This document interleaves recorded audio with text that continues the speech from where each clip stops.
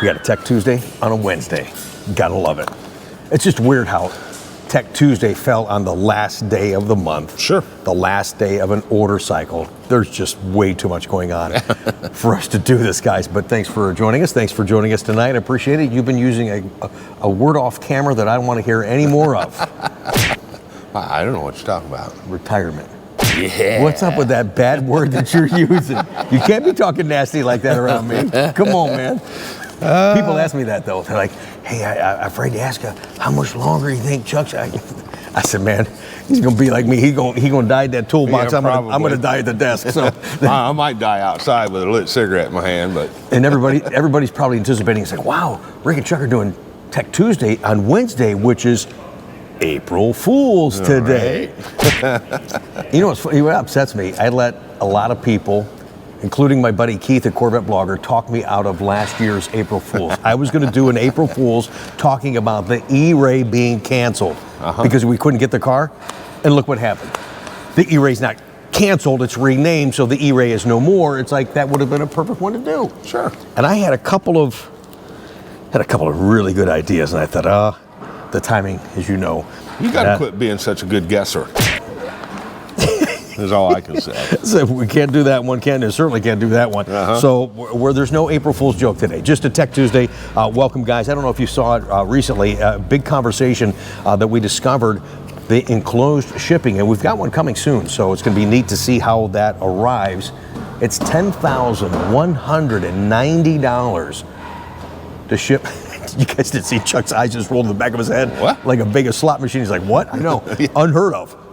For the ZR1X Quail Edition, it's got that special blades over matte paint, so it's not going to have a cover on it because we know those covers, they scuff the paint anyways. Absolutely. I can only imagine what they would do to that paint. So they're shipping it enclosed, and people that ordered them didn't know what the cost was. It's like, oh, you have to do a museum delivery or it's enclosed shipping. And oh, hey, by the way, it's this much. And you had no choice to flip to museum delivery because now the reason that we actually discovered this pricing because cars are getting built and we're seeing that they're invoiced. Once they're invoiced, you can't flip that. So it's already billed to the dealership. It's already paid to General Motors. So it's, another $7,600 on top of the $2,400 some dollars. So it's $10,190 to ship one of these cars. And I was looking all through the memo, and I'm like, okay, is there anything about a block party and food for everybody, some dancing girls? I mean, what are we getting for 10 G's? I couldn't find anything. But well, you're getting a nice limited edition car that obviously they don't want to scuff up. Oh, no. And there's a special paint procedure. We actually shared the video. Only one's out there on YouTube to talk about that, and we'll provide that PDF for the lucky owner of that car. I think I'm going to guess they're going to build less than 50 of those cars, if not lower numbers. For what did I just tell you about guessing? I apologize. A couple other things to talk about. We do have some great emails from you guys as well. Let's get rolling with Tech Tuesday, and we'll finish tonight with your beautiful rides. All right, this one comes from Eric. It says, hello, sir. I've recently jumped over to a 2021 Corvette Z51. I have a question for you. Do I need to add the extra 2 quarts of transmission fluid to be able to go drag racing and do autocross?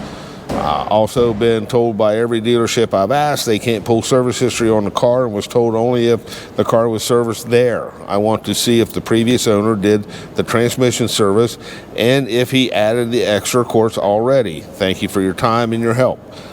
Yeah, the only thing we can see through General Motors is warranty work. We can see if the first service was done, when it was done, because that's submitted to GM warranty and they'll allow us to look at that.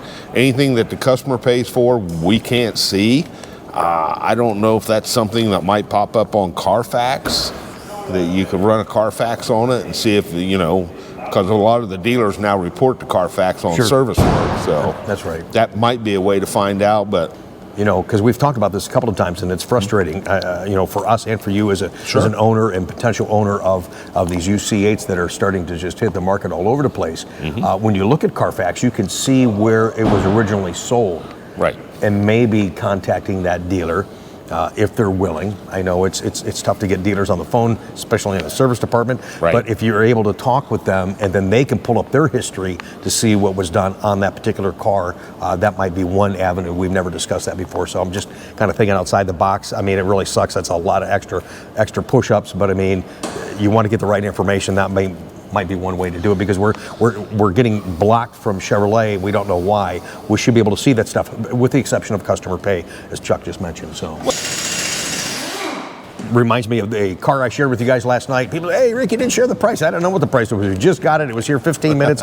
Clean car, walked around it. Something I wanted to share with you guys right away. Sale price on that is $73,700, and it does have the transmission fluid flush that's already done on it. That beautiful red mist car, the 3LT. A couple of you actually reached out to me late last night, and you were shocked at 11 o'clock that I replied to you. You just never know. I'm sleeping such erratic hours. If I'm up and I get a message, I'll reply. We are living on this phone right now, especially with just an onslaught of questions regarding Grand Sport. Again, as I said in the video we did last week, please, if you're looking at a 27 anything, we don't have order dates, we don't have pricing yet. We do have lists. I'm going to be reaching out to a lot of those people today, tomorrow, and Friday, just to kind of give you an idea of what happens next. But you can't order their car yet. All you can do is say you want to order the car, and we're putting you in the proper category so we can continue to communicate with you, so we have an opportunity to do business. I hate that, especially at the end of the month, when Chevy announces, here's this great announcement, and we're trying to close the month, they're trying to close an order cycle, and the Chevy calls, hey, how many cars are you going to be selling by the end of the month? I said, well, we're trying, but now we're diverted talking about stuff that's coming 6-7 months from now. Right. So we're doing all we can for you guys. In regards to ordering cars, let me just jump ahead to one of the things I wanted to mention, and we've said this before too. Please understand that there is not a daily update on your order. If you have an accepted order, there's not a daily update. I try to update you guys when I see things moving through the progression. We get these status codes.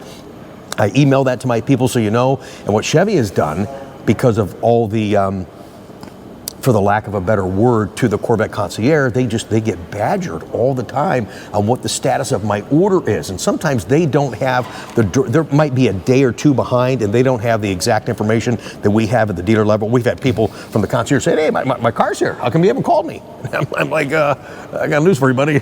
It ain't here yet, or else I would have called you. Right. That type of thing. But what they're not doing is they're not publishing for us. They're not publishing what the TPW, the Target Production Week, is anymore. I can tell internally when it gets to 3,300, it's usually a couple of weeks out. 3,400 status means it's most likely, provided there's no delays, that it's going to be built the following week. And I think that kind of takes the monkey off their back in case, it is a set production week. It's right. The week of April 1st or whatever it may be, and all of a sudden they get shifted because the truck of parts that they needed to come in didn't come in, and they get shifted, and all of a sudden next thing you know, the phone calls start coming. Hey, my car's supposed to get built on April 1st. Not on April 1st, the week of April 1st. It's the week of.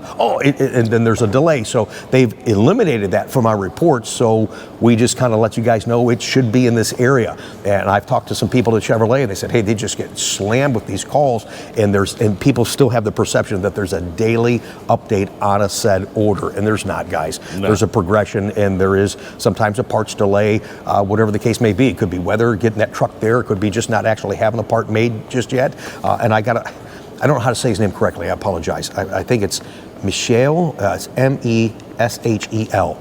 Wonderful man in Hawaii. His car has been built for 7 weeks, sitting there, and is not shipped yet. And I don't have an answer for him. But I've told you guys this in the past too. If you have a problem, at that point your mind starts to wander, rightfully so. Like, oh, there's something wrong with my car, man. What's going on? Don't know. But if there was a problem, is there a problem? If there is, it's there. That's where I want it. Right. Let it be there at Bowling Green Assembly, rather than say, oh, here's the car just delivered to you, Coughlin. Hey, you got to fix this thing now. Yeah, by the way, it had these couple of problems, but we'd ship it's like, it wait a minute, what are you talking about? So no. Whatever's going on, we'll find out, and eventually we'll get that car here and then shipped out to the coast and then shipped over to We've had it Hawaii. happen here. We've had cars sitting down there for weeks and months at a time built. Right. Is it a shipping problem? Is it a truck problem? Who knows? Well, sometimes it was a recall problem, and they Right. didn't have the parts. I mean, Sure. so there's a number of issues. We're not in that realm right now, so just wanted to extend that Well, it conversation. goes back to one of my favorite sayings. Do you want it right now, or do you want it right? They're trying to make it right before they ship it to you, so let them do their job.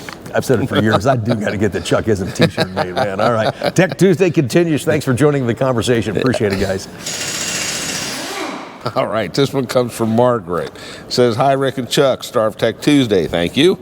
I have a question for you, and it has nothing to do with the DCT filter. While driving my 2003 50th anniversary convertible at night on Lakeshore Drive and all over the Midwest, I've noticed that the bright lights, high beams, are not as bright as other high beams.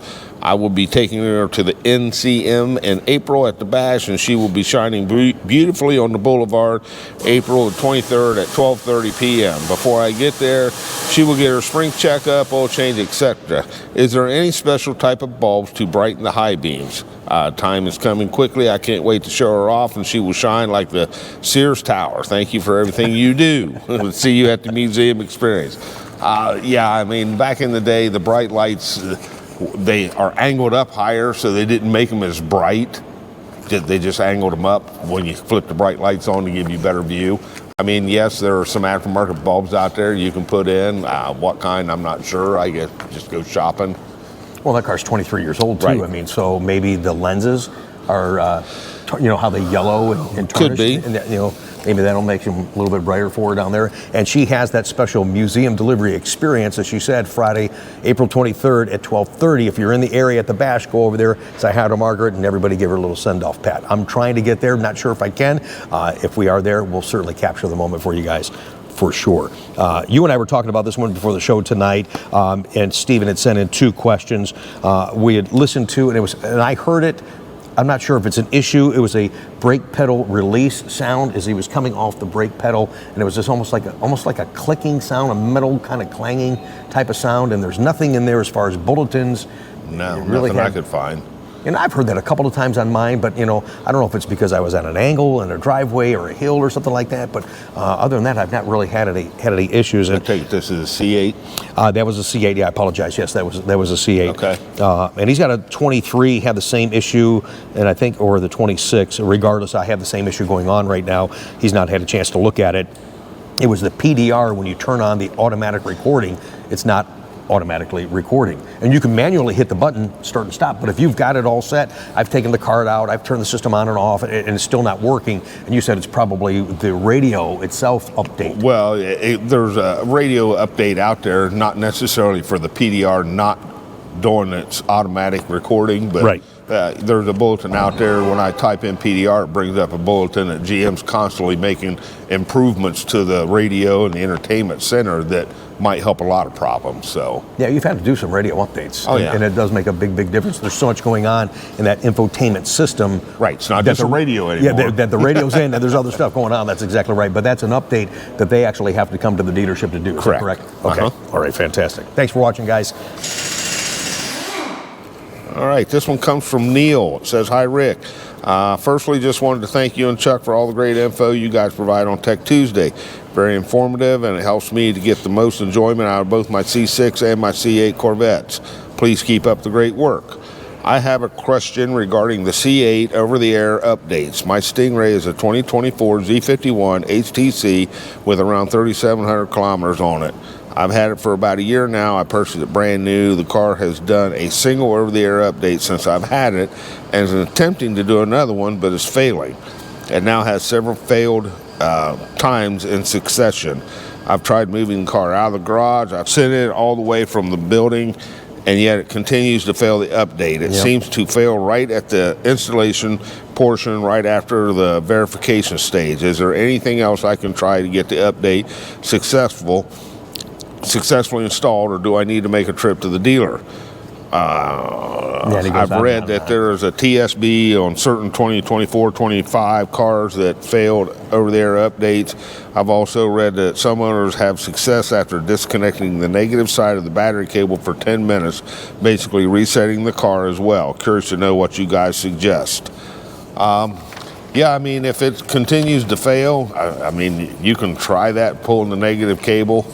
It does what GM likes to call global reset. They don't really recommend us doing that anymore, right, since they switched to this new platform of communication. Right. I would probably take it to the dealer. There's a risk, too, when you do that, you lose some other settings within the car. Right. Besides just what you're trying to reset. So, yeah, that's weird. And I know a couple of people that have tried over-the-air updates and they're not working. So a lot of times it's better to come to the dealership. You hook up directly to the GM computer and do a hard download. It takes a little bit longer to do it that way, but that way it actually gets done. So, and then sometimes people will see that they have an update, and we've talked about this years ago, and then they don't do it, then all of a sudden things don't start communicating correctly within the car. So Correct. it's important. If it tells you to do it, follow the instructions, and then exit the vehicle, you'll be fine. In this case, I think you need to go to the dealership and get her done. Well, and these programs and the communication stuff's got so immense in these cars and the modules that we have to be hardwired to the car to do the programming anymore. It will not let us do it wirelessly. Before we used to,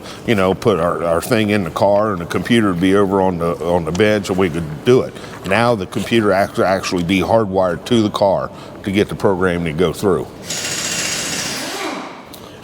This next one, this lady was kind enough to send a couple of emails. Actually, it came in as a sales call, but it is a Tech Tuesday call that we're going to share with you now. I want you to look at this, and I'm going to share this with the audience. This is from Carmine, and she says, Rick, I'm a great fan of your channel. Love what you and Chuck do. Reach out when you get a chance, please. I'm just trying to verify if there's a bulletin that you spoke of. I don't know if we actually refer to it as a bulletin for the 2024 to 2026 C8 transmission filter update. My app on my phone says anywhere from 7504 to 8504. I thought it was extended that year. In fact, you and I talked about that, I think, last fall when we discovered that on 24s going forward, that it is up to 3 years from purchase date up to 8,500 miles. As of now. As of now. You always got to throw that in there because it's ever changing. Yeah. Don't remind me, please. Yes. I just try to get this so right for these folks. As soon as we answer it correctly, it just generates 50 more questions. Sure. Oh, goodness. Anyway, she did call the Corvette concierge. They referred her back to the dealership. The dealership didn't know. They said, how come they can't tell? Well, I asked her for her VIN. No, I don't know why the dealership couldn't do this. I did this. The picture that you're looking at now is the applicable warranties when we pull up your VIN number when you come in. So she's concerned about her first canister service DCT transmission filter maintenance. You can see, as she mentioned, she bought it 329.24 with 4 miles on it. Correct. And it expires 329.27 or 8504. And you had told me if it had been done, what would it said over there in the 8504? Yeah, it would say expired, or EXP. It would show expired. It wouldn't give you a mileage there. So yes, you're right. You see, I'm looking at, this is what we do when the cars come in. The service advisor is supposed to VIS the vehicle to make sure there's no recalls. This comes up on VIS, and it shows everything. It shows when her powertrain warranty runs out, or bumper to bumper, all the warranty on the car. And listed right there is the first external canister transfilter maintenance that is good from 329.24 to 329.27.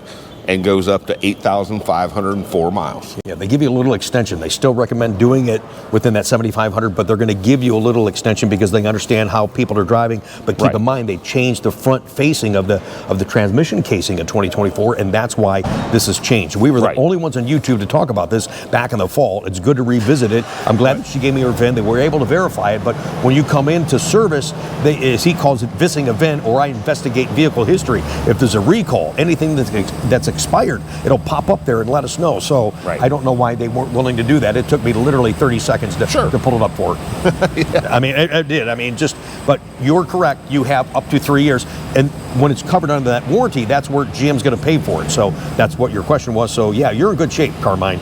Please enjoy your car. Sorry for the hassle, but thanks for reaching out to us. Glad we were able to shed light on that. Not only for you, for others out there that have 24s and newer. And I just want to go back real quick too. I forget who it was you had mentioned. The guy was asking about the 2 extra quarts of fluid for autocrossing and stuff like that.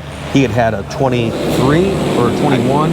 It wasn't a 24. No, I can't. It wasn't a 24. In that case, yes. Put the 2 additional quarts in there for performance driving, aggressive driving, even low-speed autocross, that kind of stuff. Spirited driving, I think it makes a big difference in the car. I have it in my 23. They say you don't have to do that now going forward in 24 for the reasons we just mentioned in regards to the transmission casing. But yeah, put it in there. But to not only just put it in there, to be sure, I would probably take the car in. If you're going to do drag racing and spirited driving and you don't know if the transmission fluid exchange has been done, I would probably pay to have that done, and then the 2 extra liters added on top of that. That way you know exactly, it's your car now, you know that the transmission fluid has been exchanged, and you know there's 2 extra liters in it. You kind of reset the timeline. Because if it's already in there and they pull the plug on the top and add another 2 liters in, that could be problematic. So just to be sure, I would probably have it flushed and the 2 liters added. We're going to do a hands-on with you guys. This comes from Jim in Kentucky. He just bought a used C7, and it has kilometers up on the dash. And he says, how do I switch that back over to US? And I tried to do that off the top of my head. I was like, oh my gosh, it's been so long since I've been in a C7. As soon as I got in there, it was just like riding a bike. You can't do it, right? Yes, you can do it. Here, I'm going to show you guys. Don't listen to him. I'm going to show you how to do it right now. Okay, Jim, fun to share this one with you guys. It's just kind of fun to be back in a C7 Corvette. Oh my gosh. Over here on the right-hand side is your information center. When you click this arrow right here, the left arrow, all your stuff's going to come up there on the left side of the screen. Tap that, see that? Get a little closer so you can see it. Now I'm hitting the bottom arrow, and I can scroll all the way. Whoops, took too long. Now I'm going to hit the bottom arrow. I can scroll all the way down, or if I was at the top, I can just hit up one more time, and I go to the bottom. I want to push in the select button right there. That's for the options tab.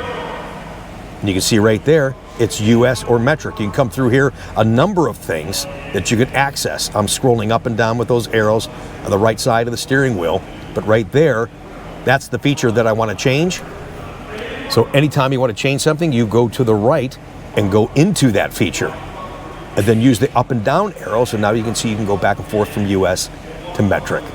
That was actually pretty easy. We need to do some of those older ones like C6s. I have a wonderful C6 delivery I can't wait to share with you guys, so we'll go through that actually in detail. But getting into C7s and going through that information center, it's actually kind of fun, just reminiscing a little bit and all the neat things that we've had on that car. You don't get as dizzy as you do in the C8s, but it's, but it's no fun using any of this stuff if you don't know how. So that's why we enjoy Tech Tuesday. Thanks for joining us. All right, this one comes from John. Yeah, this one's more for you, but I'll read it. It says, big fan of your channel. I've gone back to watch pretty much every video related to the C8 and looking forward to ordering my E-Ray/GSX or whatever the heck they end up calling the next one, but I have a question/problem. I'm 6 foot tall, 250-ish pounds, but I have a wide back and shoulders, and the bolsters on all current seats are far too tight for my body shape. I currently own a 24 2LT with a GT1 seat. The power lumbar is adjusted out as far as I can get them. I've also spent a full weekend with the E-Ray that had GT2 seats, and they are far too restrictive for anything more than an hour-long trip. Have you had this issue for any of your clients? If so, maybe there's something you could talk about on Tech Tuesday. I love my C8, but the seats are killing me. I wanted to drive it to the Bash of Bowling Green next month, but there's no way I can spend 7 hours in these seats. I'd love it if Chevy would offer a comfortable seat option with less bolsters, but they're having a hard enough time delivering the options they already list. Good question. Major concern. We've had concern over the years, especially as you get into the new generations for taller clients, you know, want to be able to fit a taller client. For your situation, and when I'm talking to people on the phone and they want to order a car, one of the things I ask them, how tall are you? How much do you weigh? Because I'm trying to help gauge the right seat for you. For that information you gave me before you told me that you had a GT1 seat, I would have told you that the GT2 seat is the most comfortable seat. But you're telling me that you're just not fitting in it right, because it actually has a better headrest and better shoulder support, because the shoulder support that you have in the GT1 seat and the headrest is actually molded into the back of the seat, and it almost pushes you forward for you taller, bigger guys, so it's uncomfortable. And then the shoulder area is not quite as large and as wide as it is on a GT2 seat. But the bottom of the seat is virtually the same, except for you get additional padding on the GT2 underneath your knees here. So you really need a wider seat, almost like they had in the 2012 Grand Sport. That's a car I keep teasing and referring to, but that seat really was the widest seat that fit a lot of our clients, and we don't have that option now. So unfortunately, other than going to an aftermarket seat, which then presents its own problems because you now have memory and heat components and things like that, excuse me, that may not be communicating, that know you'll cause a problem by putting an aftermarket seat in there. So that might be something to look into so you can enjoy the car. It's unfortunate. If you make it to the bash, talk to the guys. There's going to be a number of people on the Corvette team there. Talk with them and give them that feedback. That's what they go there for. It's not just to promote what we have, but we want to hear the feedback on the car. So I think that's something important that you need to do. I'm kind of curious, if you talk with one of the guys, if they have any feedback initially, please email us and we'll be glad to share it on a future upload. All right.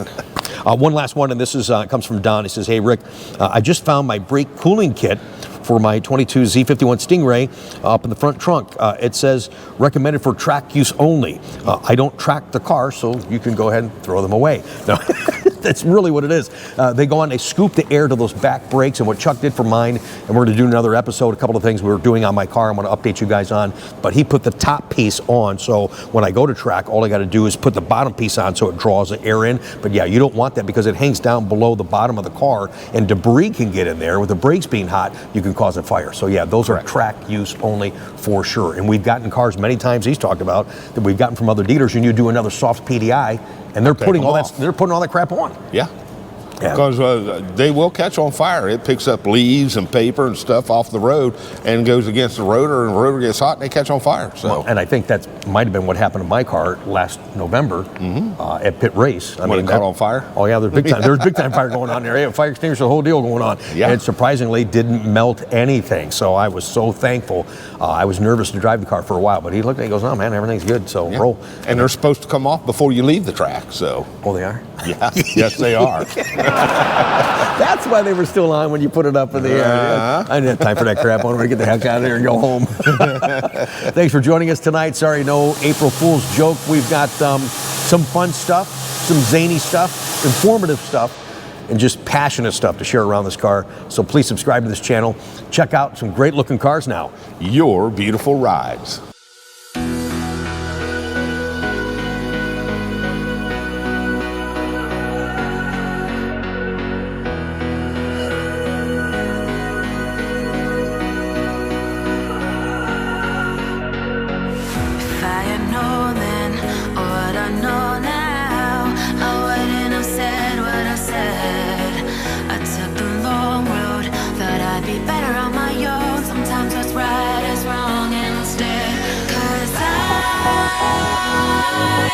Too young, and I didn't understand that you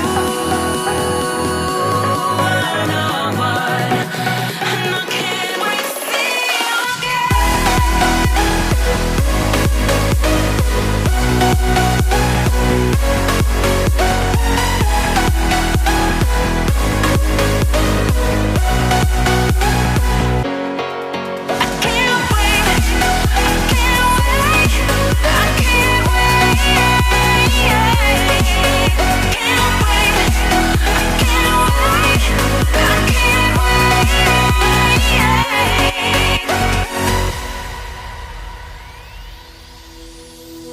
Hindsight is fleeting, oh, and your heart's bleeding, and all you can see is red, till you discover it is within each other to forgive and make amends. If I had known then, or what I know now, I wouldn't have said what I said. I took the long road, thought I'd be better on my own. Sometimes what's right is wrong instead, 'cause I was too young, and I didn't understand that you were the one, and I can't wait to see you again.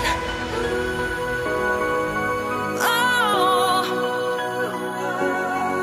I can't wait, I can't wait, I can't wait, 'cause I was too young, and I didn't understand that you